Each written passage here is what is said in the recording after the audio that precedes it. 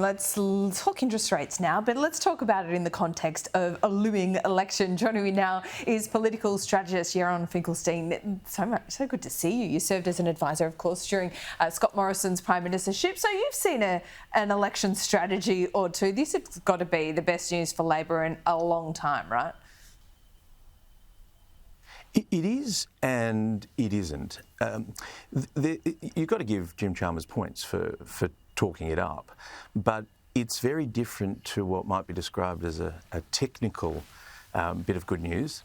But a voter walks into a supermarket and they still see those prices where they are. It's how they feel about inflation, not what's on the book. So that's the challenge that Jim Chalmers or any treasurer would have.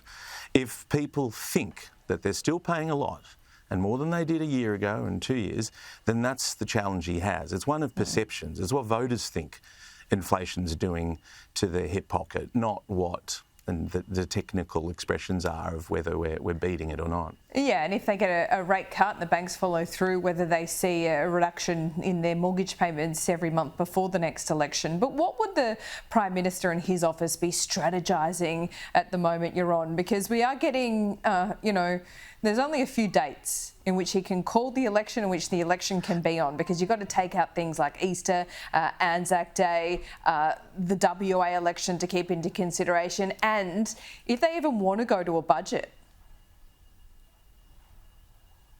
Well, that's a really, really good point. I'll start with the budget, because if they go to an election without a budget, it's quite a gift for a very effective leader of the opposition. I mean, Peter Dutton is an effective opposition leader.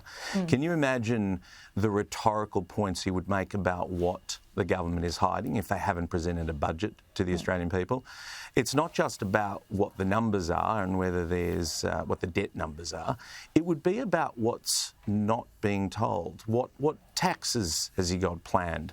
It's a pretty significant opportunity for the opposition, and so Labor may be weighing that up. So going to an election without a budget is a huge opportunity for the opposition. But on your other question about what are they thinking and calculating, there's a very small group of people who will be involved in that decision. You'll probably hear from what might be described as third-tier backbenchers who can assure you they know exactly what the date is, but they don't as yet. And I'd be surprised that even the Prime Minister and his Secretary of the Party know exactly what day they want to go just yet.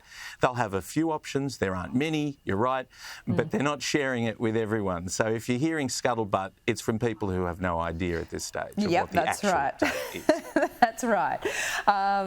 Never a truer word spoken by you, Yaron. Let's quickly ask you about Dalia. I had her on the program a little bit earlier. Of course, she's the independent member for Fowler, and every poll says that we're looking like having a minority government. Is that a Greens minority government? Is that a coalition government with Teals and independents propping it up?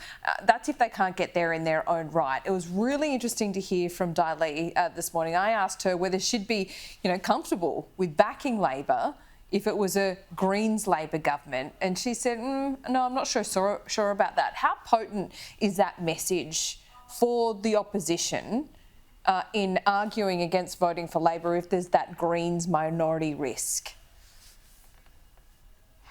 I think it's quite significant, and there's another dimension to that. Is what does the Prime Minister do? Is he going to try and boost the Teals' standing by saying, "Oh, I could work with them"? Because of course it's of much greater consequence for Labor if they end up having to do a deal with the Greens. The long-term negative legacy of that is going to weigh on Anthony Albanese's mind. So he's going to try and persuade voters that he won't work with the Greens, because I do think that on balance that is more of greater concern to more soft swing voters. So he'll be probably pumping up the tyres of the Teals, and it gets complicated because every voter's got a very strong view on what they want. Mostly they want certainty and stability, and minority government does not signal that in any way. Yeah, it didn't work so well for Labor when Julia Gillard was in charge, and that fateful signing ceremony she did with Bob Brown. It certainly, is something that some in the Labor right still remind me, and I think their colleagues of, Yaron. Well, that's right. There's one other thing on that. That was Bob Brown.